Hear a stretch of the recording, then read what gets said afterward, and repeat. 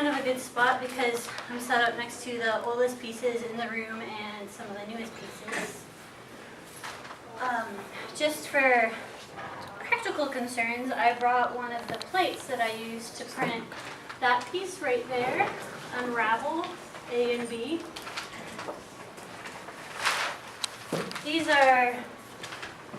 Both of these groups are relief prints. Is it better if I stay on one spot for you guys? Yeah. For a minute, yeah. Sorry. It's okay. So both of these pieces are relief prints, which if you're not familiar with relief printmaking, it's like a giant stamp. It's where the ink sits on top of the plate, and so you carve away the white areas, the areas that we're not receiving. I use a material called Sintra. That's the trade name. It's compressed PVC foam. It's really dense, so it holds really fine detail for a long time. A lot of materials like linoleum, when you compress, they crush down over time, so you lose the integrity of the image, whereas the Sintra, I can print an edition of 50, and they all look pretty much exactly the same. There's no real difference in the edition. And that's what I like to do with these groups, is print the whole edition, sew it, and then show it at once.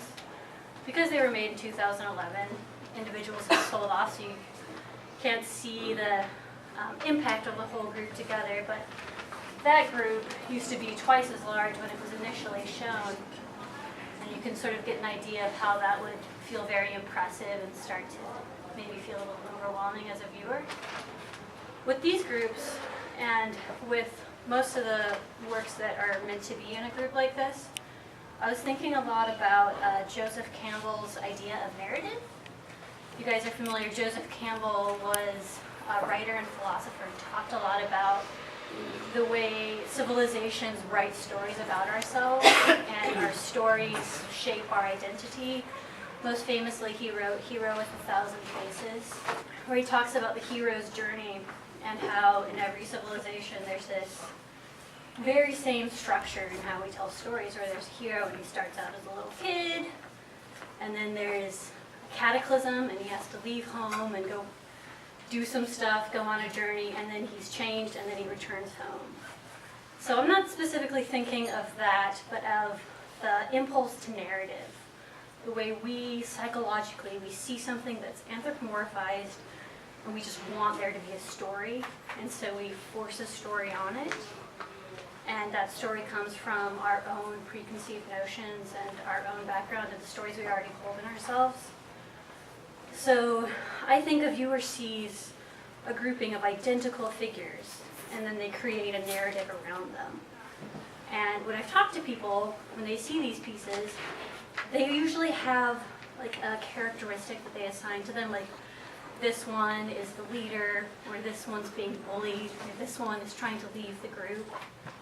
And I don't try to bring a story to it. I try to make it pretty open-ended for any viewer to come in and give it their own narrative, which always ends up being a problem, because when I talk about this idea of narrative, people always want to know what I think the story is. And the point for me is that I don't bring a story, that I just bring the characters, and then the viewer gets to bring that story to them. And I think the idea of narrative very much so is part and parcel with the medium of printmaking, because printmaking is how we share stories. Printmaking as a technology is why we all can read books. It's why we're literate. There's no way to exaggerate the technological breakthrough that printmaking was to the world, that suddenly everyone could buy the book and everyone could learn how to read, and how that changed civilization so much. Some people argue for the worse, but I think for the better.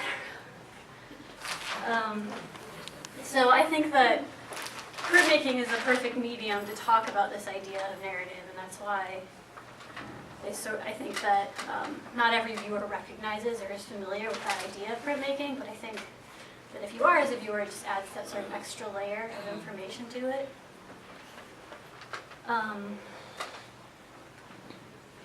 So that's what I was thinking about a lot with these pieces in 2011.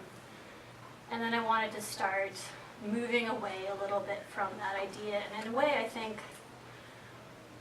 looking at a group of figures that all look similar is very pleasurable.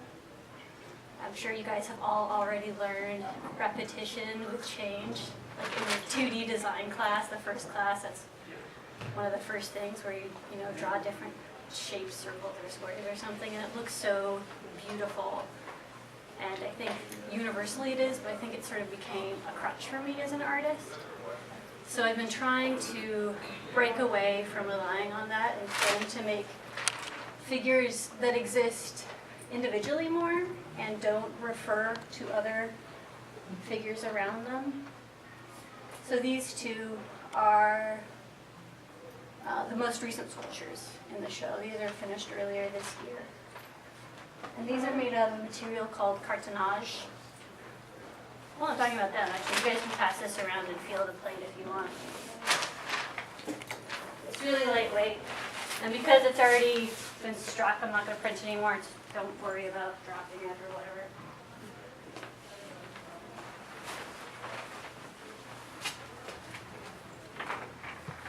So, cartonnage is this material that's paper pulp, linseed oil, plaster, wood glue, and then I add ink for color. And the reason that I'm using it is it's because it's a material that's really easy to work with, lightweight, and making sculpture, I think that's something that's always a problem, is like, how heavy is this if I get a show out of States and I afford to ship it there? So that's the practical concern behind it. But then I also like having materials that continue to refer to each other throughout the work. So paper and ink are something that I always work with. And the ink I use is printmaking, screen printing ink called Nazdar. So it's essentially the same material as the monoprints, just ground up and squished as opposed to flat and making a two-dimensional image. And I wanted something that would mimic the surface of the fabric that I was creating, which only half of you get to see on this side, that would be really black and textured and not reflective as a surface, so that when you look at them out of the corner of your eye, they sort of become two-dimensional. They look like an ink drawing almost, so that they sort of visually start to exist two-dimensionally and three-dimensionally. With the forms, I'm referencing an idea that I've been working with for the past 15 years, that we hold an idea of the body in our heads, this almost shifting Platonic ideal. I don't know if you can say shifting Platonic ideal. But this idea of the body in our head, and it's not literal and it's not specific, and it's cartoony, it's very simplified, and I'm trying to mimic that shape or that character or person, so that when a viewer sees the piece, it feels very familiar because it's from a place that's inside of you. I'm trying to grab outside, pull outside that shape that you already have in your head. But I don't want you to be able to, sort of ruining the effect by telling people this, I don't want you to be able to recognize where you've seen it before, because it's from a place that's unconscious, that you don't know you have in your head. And I don't know how successful they always are. This one, I've had several people say it looks exactly like a figure that they dream about a lot, which I feel like that's always very exciting for me to hear, because I think that's exactly what they want. It's coming up somehow before they see it.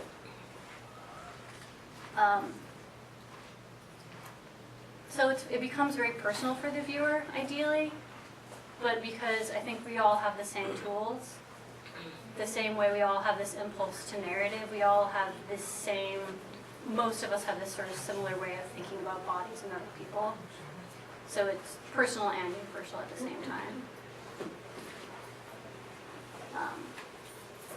Do you guys have any questions so far? Anything you want me to talk about? I have a couple of questions. I know some of people aren't familiar with the work of Joseph Campbell. One of the great books for art students is Powers of Myth, which is really a sort of an all-around kind of study of architecture, sculpture, art. Absolutely. in society. Very good. I think a lot of my sculpture students, I don't know if any of my printmaking students are here, but we have both. We talked about this in class the other day.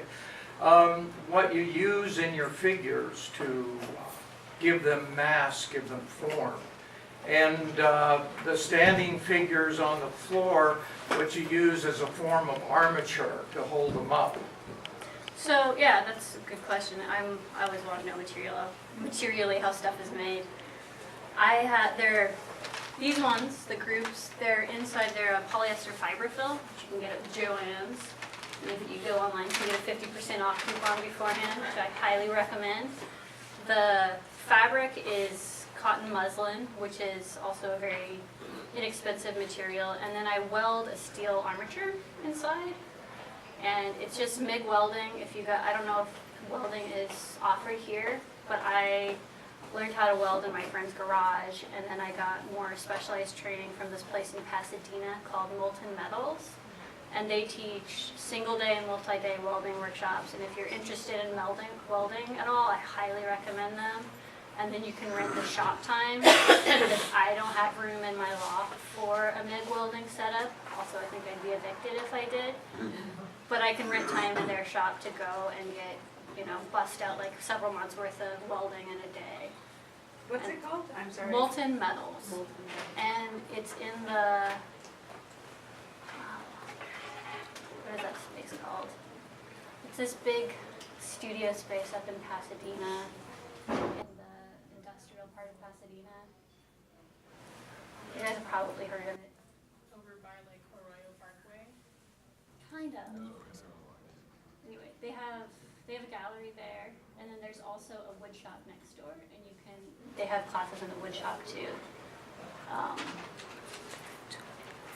Anyway, welding, I highly recommend learning really basic construction skills like that, because hiring someone to do just like the single spot weld that made these guys would have been like $40 a stand, as opposed to it taking me 15 minutes each piece, and would have been like insurmountably expensive for me to hire someone to do that for me. But when you learn how to do things yourself, you suddenly realize how much easier they are, or harder in some cases. I also really recommend this book that I read when I was an undergrad, The Object Stares Back. And it's short, it's only like 150 or 200 pages. It's a really great primer on the way we look at objects and the way we perceive objects to look back at us. And a very simple way of explaining that is when people say that the eyes of a portrait follow them. It's not, it's a painting. The portrait can't see you, but you still feel like it's looking at you and it's interacting with you, and you react to it that way. And as artists, we take advantage of people's impulse to imbue agency into objects so much, I think. And I think pretty much all of my work is reliant upon that impulse that we have, that objects have agency in some way.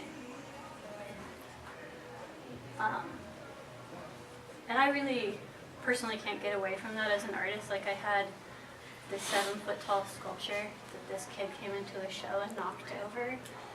And the sculpture was very sturdy, and I knew it was going to be okay. But it immediately hurt my heart that this person was hurting my baby. And I immediately felt so protected, like I had to go catch it and cradle it and tell it was okay. But it's just a bunch of fabric and steel, which I know rationally about them. I feel like I spend so much intimate time with the objects that they become intrinsically linked to me. And I've turned down a couple sales because I didn't like the idea of the artwork living in this person's house. I didn't like them. But no, I just can't put them through living with you. I'm sorry. My background is actually in printmaking. I got both of my degrees in printmaking, and then I just started doing sculpture after I finished my bachelor's degree, and then I got my master's degree in printmaking as well. I don't know what a good idea that was, but I like to incorporate those skills that aren't necessarily So it sort of matches up a little incorrectly. That was a mistake, it's not intentional, but I kind of like the way the process starts to inform the work and have its own signature in that way. So another new piece in the show is on the far wall, these etchings. And I started getting more into etching when I thought about working the plate more sculpturally and a lot more physically. So I brought this plate you guys can look at too, and I really just beat the crap out of it. That's something I think a lot of artists, when they have money, they don't have to do, but I think that it's sort of a benefit of trying to make do before you're selling a piece, where you figure out how you can do these things and skip steps if possible. I lost my train of thought, apologies. So my titles, people have mentioned before, a lot of them are very long and cumbersome and often a whole sentence.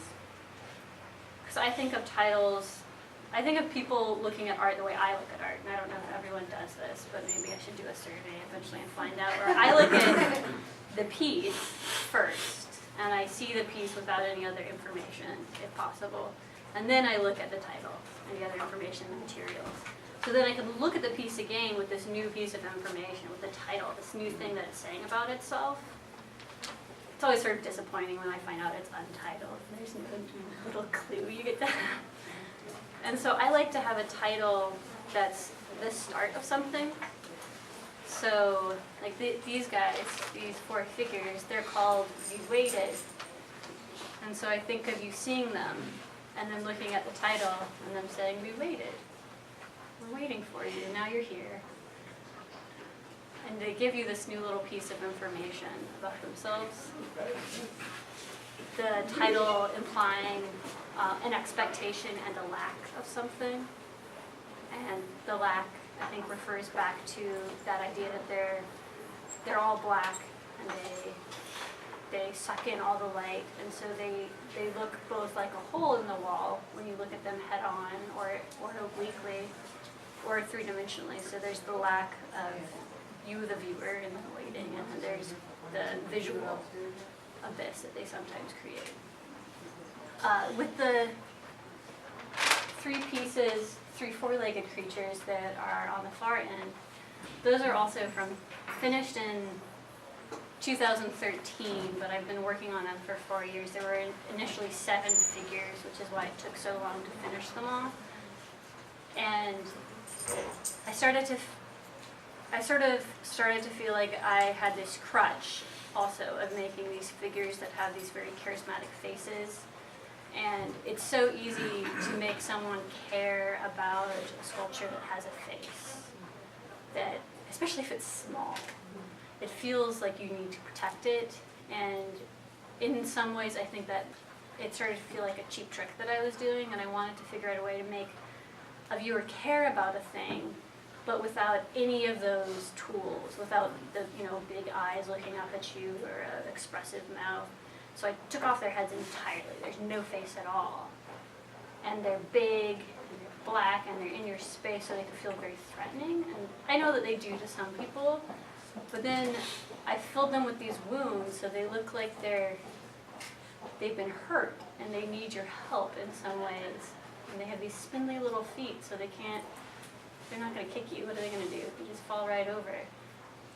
So I think of them as having undergone this process and been coming through this long distance to get here, so that these wounds have scabbed over with the buttons. And that becomes, when we look at people always, there's the cliche that the eyes are the window to the soul.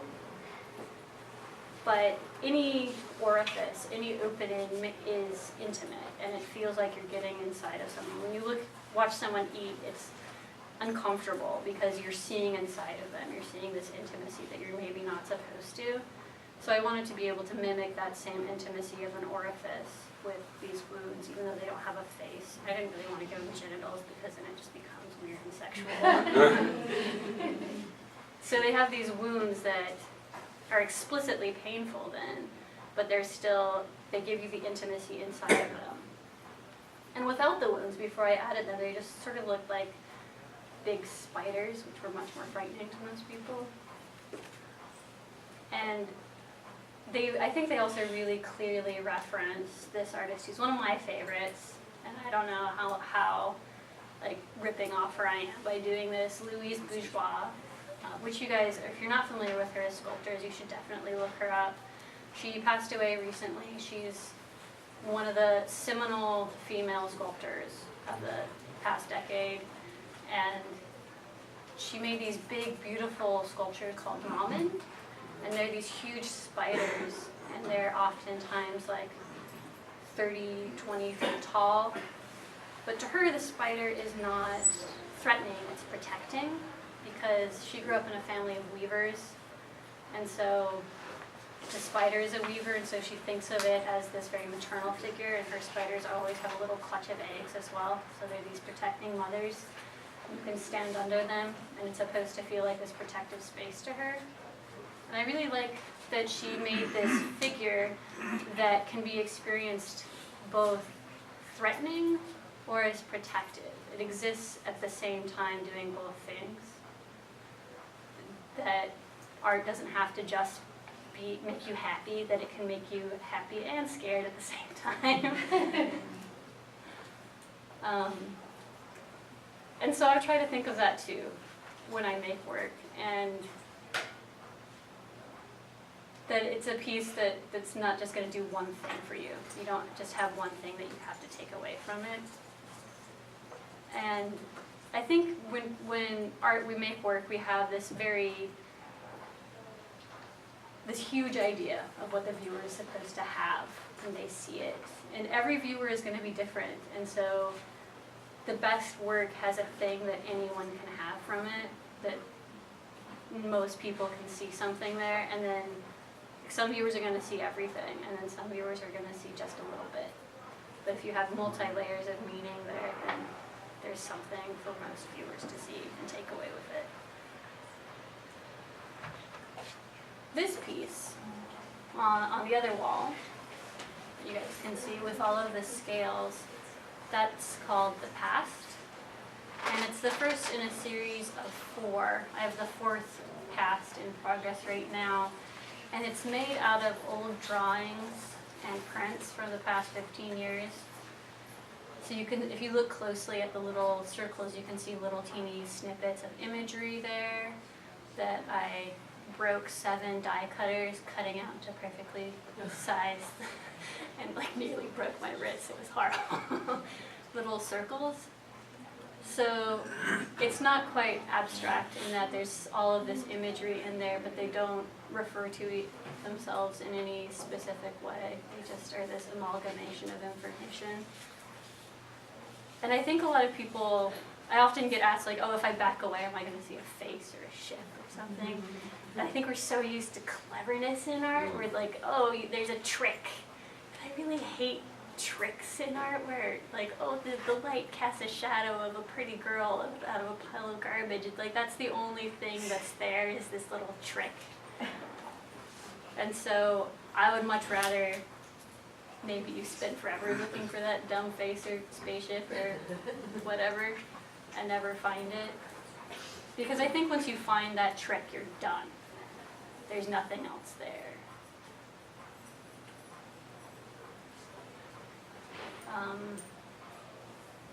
I was thinking of all these clever things to say, and then I kept missing my train.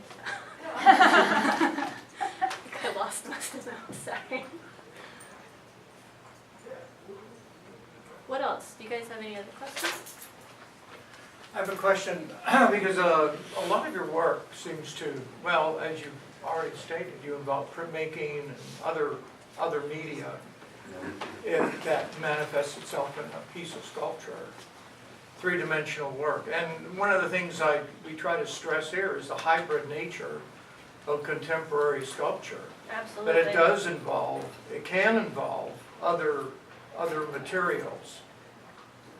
I don't know if you have anything to say about that in terms of your work, Well, printing on cloth and because my background is in printmaking, and as I'm sure you're very familiar, printmakers have this sort of tendency to be very cliquey and very defensive of that identity of printmakers, and we're going to make this mezzotint that takes 6 months to make that no one will ever see besides in this one tiny juried show, and they're very protective of this identity. And I think a lot of the craft-based arts become similarly, but I think it's destructive to art making, because if all you care about is this one little cliquey identity, then you're not thinking about the piece, you're thinking about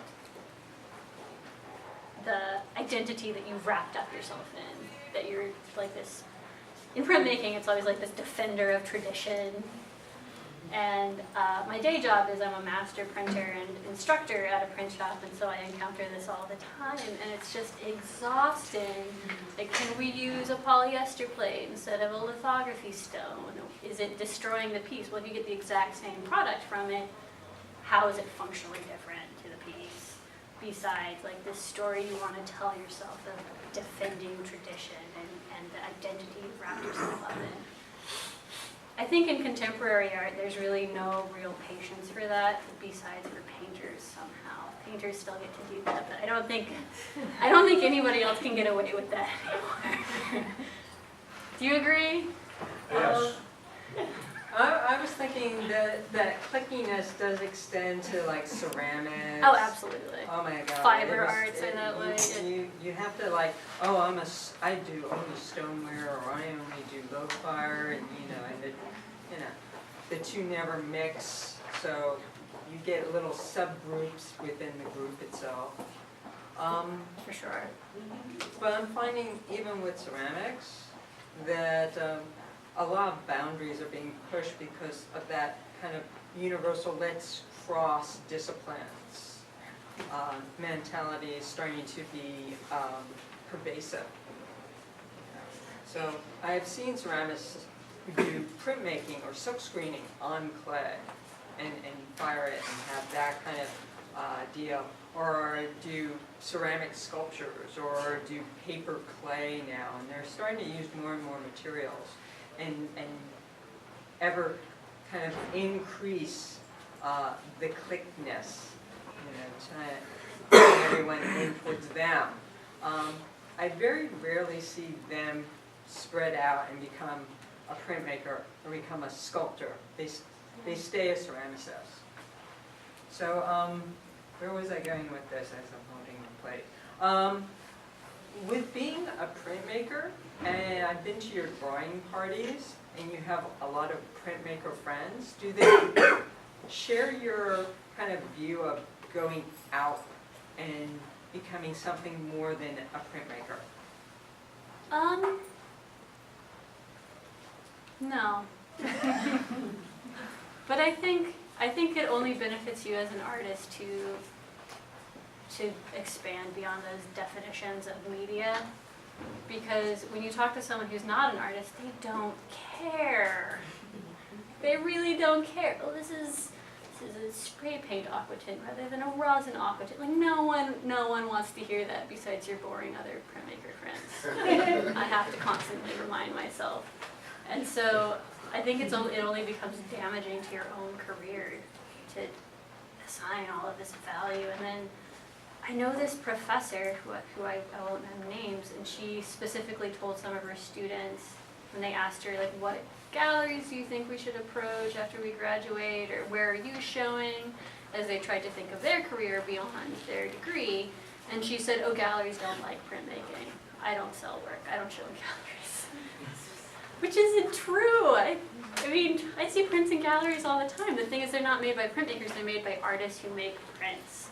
And I think that it's that way with all of those cliquey things. If you're an artist first before you're a specialist in a media, then you're going to be able to show and talk about your work in a way that matters, where what matters is the ideas behind it, not the way you've constructed it. What are you going to say, Alex? I have a question yet. I mean, it's very beautiful and obvious how one piece begets the next, but when you get to a point, like you said, you catch yourself and ask yourself if it's a trap or a crutch, but where else do you get your inspirations from when the work doesn't give back at one point? Oh, good question. I collect a lot of artist books. I reward myself when I do a good task by buying an expensive artist book on a favorite artist, and then I keep stacks of them in my studio. And when I encounter a problem or just can't think of what to do next, then I flip through them and I think of the problems and the things that they were addressing and try to think, how would I address this, and start sketching and thinking of how I would approach that same issue. And initially that's going to be very derivative, but then once you start thinking about that idea more and more, and ideas come from that idea, then it sort of expands upon itself, I think. I read a lot also, and I really recommend people continue to read after you finish school year and read beyond the assignments that you are taking, because I cannot tell you how important On Longing by Susan Stewart was to me, and I just picked that up from a recommendation from a friend. It's a little advanced text, but if you have already read a few other art texts, I really recommend it. It's phenomenal. Or I'm reading The Future of Nostalgia by Svetlana Boym right now, and when she talks about the ideas behind the way we receive information and the way we view things, those ideas are universal. And you can think about them in terms of literature or movies or in terms of artwork and start applying it to the way you think about your own artwork. So that was The Longing, and what was the other one? The first book was On Longing. On Longing. Highly recommend that, by Susan Stewart. She's a very famous writer. And then the other one was The Future of Nostalgia is what I'm reading right now. Svetlana Boym actually just barely passed away this year, and she has a long bibliography of incredible writings and essays on work.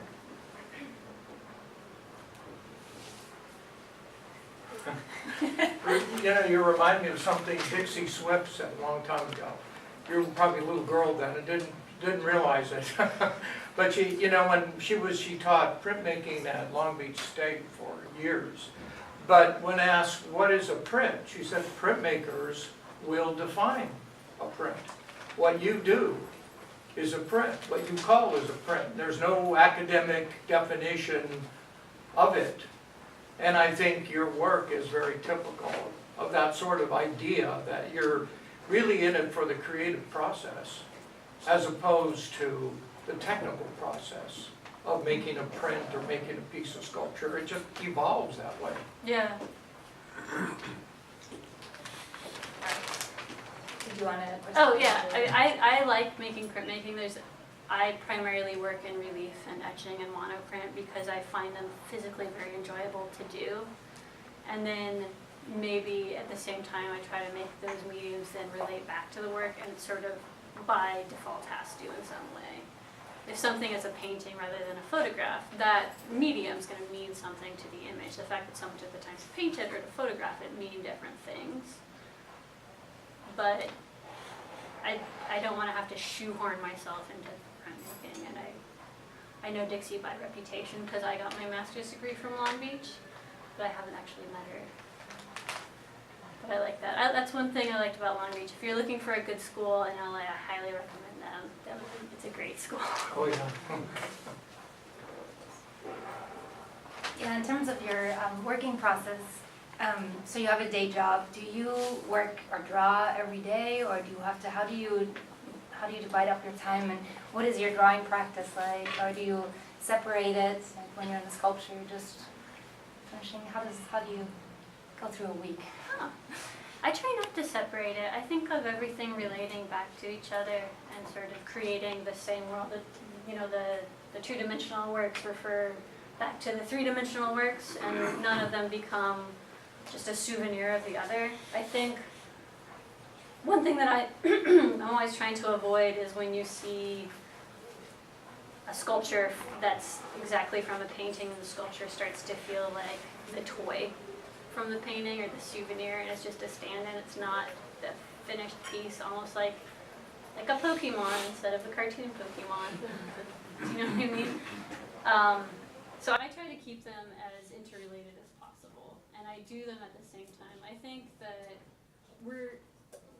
my sketches are where I start, but the prints, the finished two-dimensional work, I make concurrent with the sculpture, so they're all created at the same time pretty much. I try to draw every day, and when I have a dry spell and I have no real inspiration, I make myself draw every single day. And I have like a whole sketchbook full of just really stupid drawings of like my friend's baby on Instagram or their cat. Just so that I'm maintaining the discipline of continuing to work. And I think that I once tried to give one of my interns a pep talk, which failed. So maybe I shouldn't say this, but I'm going to anyway, because I believe it. He stopped making art because he went through a bad breakup for a year. And I said, "You tell people you're an artist?" And he said, "Yes." And I said, "What do artists do?" He said, "I don't know." And I said, "Artists make art. So if you're not making art, what are you?" And I thought I was saying, like, "Come back." But he felt it was like breaking down his identity. So I want to tell people that I'm an artist. And so I feel like in order to be that person, I have to make art. And even if it's stupid drawings that I don't want to show people, I'm still making art. It's still an important part of my day and my identity. And I mean, if you don't make art for however long and you make coffee every day, then maybe you're more of a coffee maker than you're an artist. I'm lucky in that my studio is in the place where I live. I live in a loft, and so it's very easy for me to work every single day.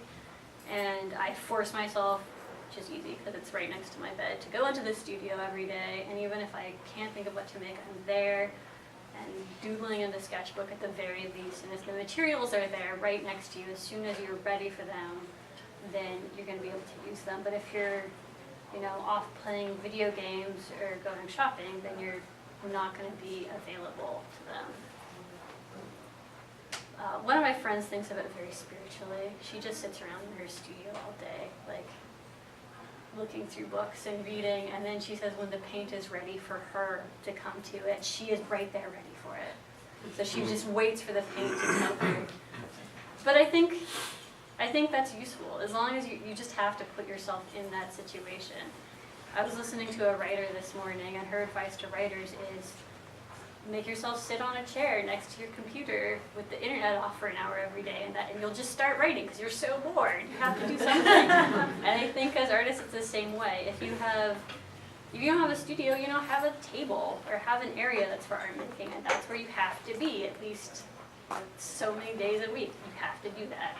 That's your job. You're an artist. I don't know how I'd give advice to performance artists, though. I mean, it's a whole other kettle of fish.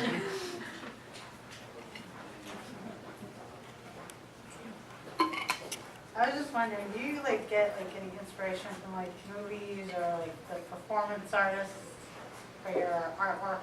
Oh yeah, I watch, one of my favorite filmmakers is Tarkovsky, this Russian filmmaker.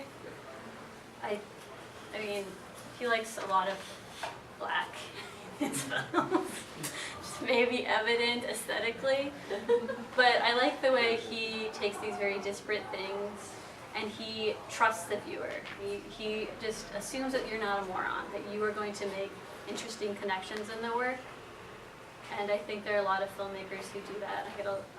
That's one thing that I like about work, that assumes that I'm smart enough to make that connection, and they don't have some voiceover that comes up and explains everything that I may have missed. Because I think as a viewer, it's so much more valuable if you find it yourself and you experiencing it yourself rather than someone just saying, here it is, this is what you're supposed to take away. How many times do you have to go through a process before maybe you get it right? Do you have to start over, you mess up, or does it become frustrating? And how do you work yourself out of it? Oh, a lot. A lot. I have piles of garbage. The year of 2012, I made no artwork.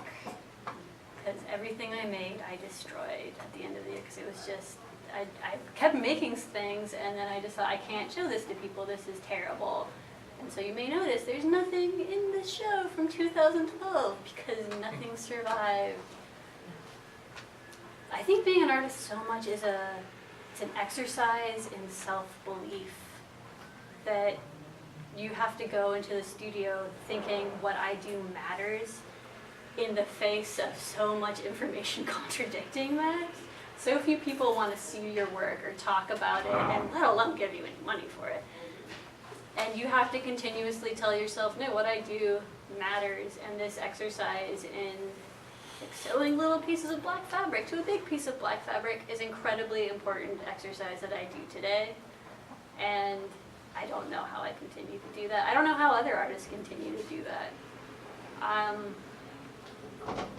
But to be honest, like 90% of the people I got my master's degree with never made another piece of artwork again, besides like a few sketches or like some Adventure Time fan art, you know? I think you're a successful artist if you keep making art, really, because there's so few people who continue to make art after they move away from the time period of assignments and people telling you you have to do a thing. And student loans. And student loans. Camilla, I mean, I know you a bit better than most people here. Could you speak a bit about your background, like where you came from? Does that, oh, come on. Does that affect the imagery that you now use? So, I grew up in Utah, and the first question people ask when they find that out is, were you raised Mormon? Yes, I was. And I was raised Mormon until my family spoke to God and he told them to form their own religion, and then I grew up in my mother's cult for a while as well, which still exists, and I don't have any contact with them. And I think very superficially, one thing that I take away from that is what's really stressed in those beliefs is self-sufficiency. Because God is coming, and I don't mean like, it, you know, in the far distant future, we were constantly talking about God may be coming tomorrow. Jesus is coming tomorrow. You can't go to the grocery store anymore. And so we made our own bread, and by that I mean we made our own flour, so that when Jesus came and you couldn't buy bread anymore, we were going to be prepared with bread.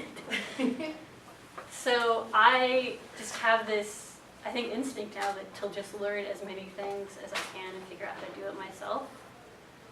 Like doing my own welding, or Stacy experienced recently, I decided I wanted to learn how to do metal casting, and so I kept asking her questions and watching YouTube videos and figured out how to do metal casting in my loft. Because there's nowhere to learn it in LA, apparently. But, so that's sort of superficially, but thematically, so much of what went on when I was a kid was this idea that anytime mom does something really shitty to you, it doesn't matter because Jesus is coming tomorrow and all of our sins will be forgiven because we were good. And so she would do something shitty, and then she would say, I don't know why you're dwelling on this. Jesus is coming any day now, and that is so much more important than me giving away your favorite toy to so-and-so, you know? You know, things that are minor but felt very severe when you're a little kid. This idea that what we're doing now does not matter, I think is so oppressive and sort of makes way for just the worst kind of behavior. And so what I try to think about is what the most important thing of what we're doing right now in my mind. And I don't think that there is a person besides who you are now. And I think a lot of the belief systems that I was raised in, there's this universal you that is very separate from the you that's chthonic, that's made of flesh and bone. But I have come to the belief system as an atheist that you are your body and your brain are exactly made up of your body. If you're tired and you eat shitty food for a few days, you're going to be sad because what you experience is intrinsically related to your body. And so much of my work is about the body and the way we think of the body, because I think that's what we are and who we are. There's a writer, Lacan, and he talks about that idea a lot, the body-mind disjunction that a lot of people think of, and the way it very much affects the way you think of the world, I think, when you think of yourself from separate from your body or actually your body. I knew this yoga instructor, and she was an incredible yoga instructor, and she was so fit. And I asked her how she could do it, and she said because she's not her body. She can just be in pain doing all this yoga because she's not her body. She is like in this little chair above her body, which it allowed her to do these incredible things with her body that she wouldn't otherwise. But I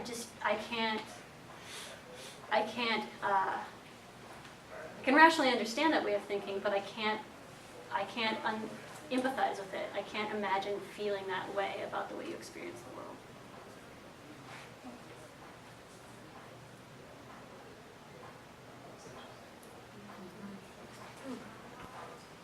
So, background, Mormon, then cult, then atheist. That's where I'm at. Is that why, like when I see your work, there's a lot of duality, right? Two large extremes, right? Because you come from an extreme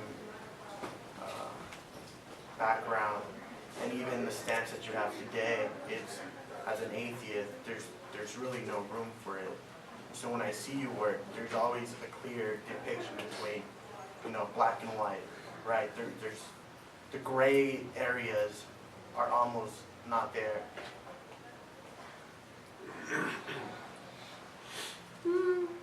Maybe. I don't think so, but that could be true. I think of it more as, I think in many ways I'm a minimalist in my work, where I don't want there to be lots of extraneous information in the work, anything that's distracting you. I like the Baroque period of art, but it's not what I want to make. But when you're in those experiences, you don't think of them as extreme. It's just how the world is. When you think that everyone's telling you that the world's going to end soon, you just assume that's reality. That's normal.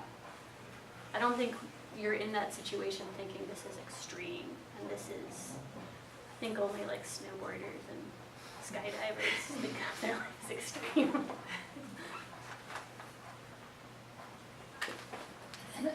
I feel that the impulse behind the work is shamanistic. It reminds me of, maybe how Joseph Beuys talks about art making.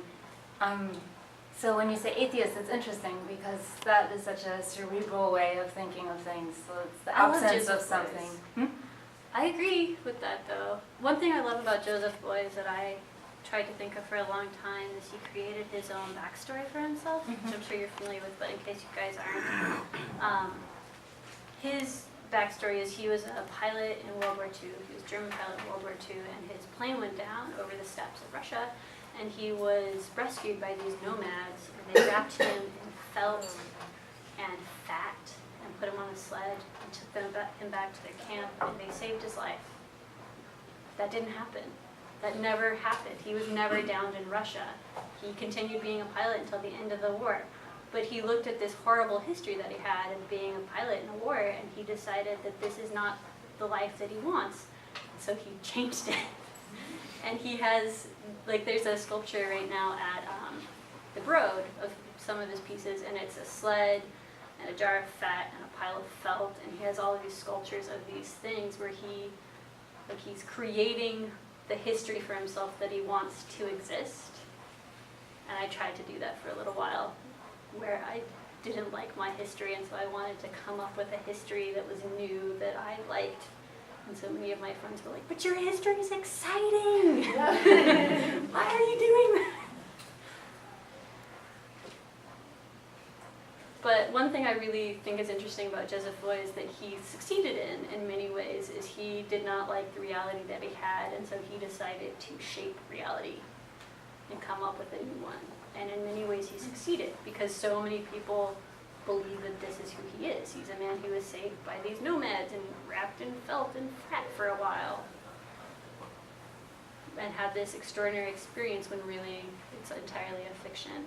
There's this anime by this director whose work I love, Satoshi Kon. He passed away a few years ago, and he made this series called Paranoia Agent. And if you're really into anime and you haven't seen this, you should cover your ears because I'm going to spoil it for you right now. It's how this one woman's fear changes the way other people see reality. she's very paranoid and she's constantly in fear, and she comes up with this kid who is attacking her, and she tells people about it, and other people start to see him and start to be afraid of him.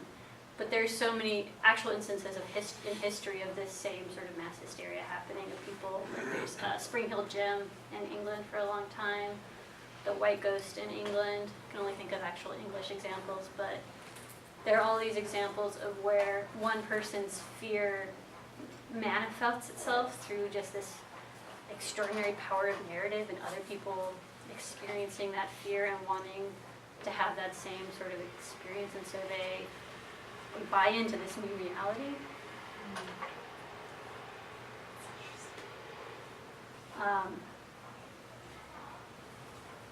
Yeah, and I think that I sort of try to do that too with the way I'm making a three-dimensional object that can be seen as two-dimensional, where you're trying to play with the way people perceive very physical reality in that space. Because these pieces, for a while, I had them hanging in my house.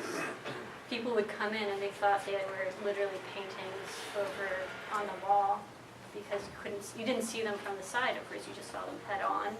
There's kind of terrible lighting in our building, so you just see these big black masks, and that's one thing I really love is using really simple tools to sort of play with that perception.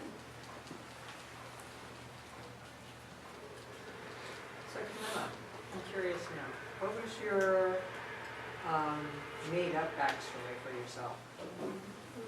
Oh, I never came up with a good one. That was a problem. I'm not a good liar. Really terrible liar, so I could never come up with something I could convincingly say that this was what happened. Yeah. Plus I always had this fear because I'm not, I don't talk to my family, but I know that they follow me. And so I'm always afraid, like, if I'll have an interview somewhere, that they'll write in a letter to the editor and be like, that's not what happened at all. No one would care or read it. So I really like the ones, I don't know what they're called, the ones that are standing next to you. I was wondering, like, was there like a specific image that you were going with, like in the base, as someone you know, or like how did you come up with, like, because the eyes are really beautiful for Amanda. I was like, oh, it's so like, I don't know, like an old painting, like, but it's like been silk screened or something. At the moment, I have no idea what you're doing, but yeah. I try not to have it look like any individual person, so I usually use multiple sources. I made one sculpture which was a clear reference to someone, and that person was so disturbed by it that they never spoke to me again. And so I thought, maybe I shouldn't do that to another person. And It's like a voodoo doll. It's like having a giant voodoo doll, you know? Yeah, Yeah. I thought it was nice. Honestly, they look super huggable. Oh, I want to hug it. Especially those. So I try to have multiple sources. One of my friends once told me that I draw like a girl, which I thought was the weirdest thing to say. But for him, it was that I draw the eyes so much. But I think that's okay. Right? I just thought the eyes like Picasso. Yeah, eyes, so, right. Yeah. That's all everything, right? Penises everywhere. I don't know. The answer, Stacey. Don't worry, you have solid lines. I don't know if I came in late. Has anybody asked you about the placement of the hands? No. What is, it looks like a very comforting, Yeah, so this piece is called I Can't, I Can't, I Can't. And I wanted to think of them as a figure that was pulling themselves away from you. Like they're very self-contained and self-comforting. Like when you're in an uncomfortable situation and you don't want to be there, and so you sort of pull into yourself. And I see myself doing it at the dentist all the time. And I don't think I had to be as literal with this one as I was though, and so with those figures, I just became more abstract with it, where they just don't even have arms.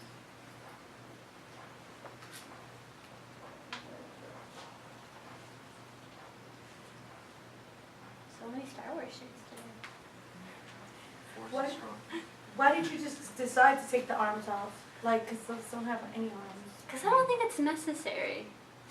Like these are, you know, they only have graphic arms, and the arms are saying something there. But then I thought, if it didn't have any arms, it would in many ways say the same thing, that they're helpless and they're self-contained, and they're taking up as little space as possible.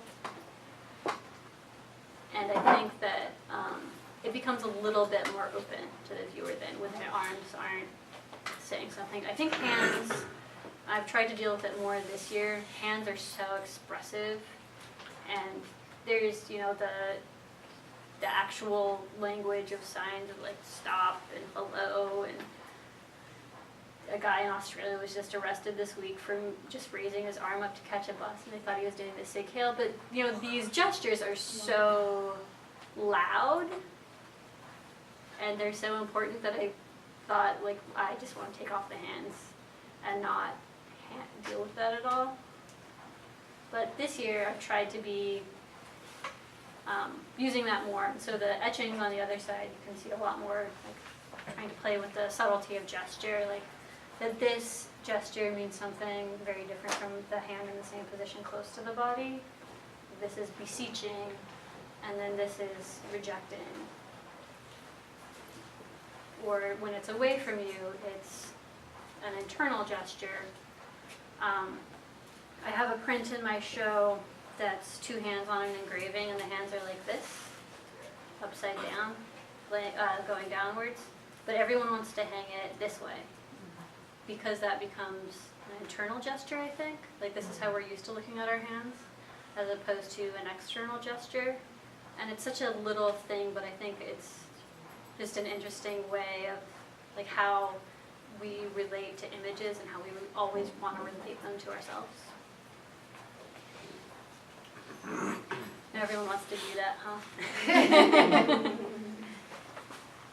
No, it's funny you say that, because I have a drawing where the image of a person screaming, you know, so they're like, and the image is actually upside down, and people invariably want to correct it to have that person upright. I just think it's a matter of people like having things upright as opposed to hanging down. It feels, it goes against your natural instinct to view, you know, something up or something giving. Yeah. A friend of mine did a series of landscapes where there were no humans in them, and he wanted the landscapes to be read as about depression. And I thought it was they're very evocative too. And one way that he does that is the horizon line is higher, and there are these trees in it. The horizon line is above the trees, so the trees are subsumed by the landscape. But if the horizon line is below the trees touch the sky, then the trees are subsuming the landscape. And we sort of have to automatically associate ourselves with the trees because it's the closest object to us. And so all of these little trees that are just dwarfed by this massive landscape, that I don't know that most people would be able to pinpoint why these little landscapes with just some little trees in them make them feel sad. What is the name of your artist friend? Tin Nguyen. T-H-I-N-H Nguyen. He's a performance artist primarily now, so I don't know if he has those trees on his website, but you can always email him. I would just like to say that I appreciate your artwork and what it is that you're doing. And thank you for sharing it with us, giving me personally inspiration. So thank you. No, you're very welcome. I second that. Yeah, me me too. too. Feels like like a good space to end on. Maybe Yeah, anyone right. disagrees. Anyone have any other questions at all? Actually, I do. Before you all run away. Can you speak a little bit about the scale of your objects? Because I also know you have a humongous head in your other show. Yeah, so I have 2 concurrent solo shows. There you should go. And in the show Bermuda's Projects, I have this 3.5 foot big head that's laying on the floor. And scale is something that I felt very defensive about because, you know, making sculpture, you always have to store it somewhere. But you can't get away from, people relate objects to themselves. And when things are smaller than them, they feel one way than when things are bigger than them. And so with the groups, one thing I love, but then they start to be this mass together and it almost starts to feel threatening in their multitude.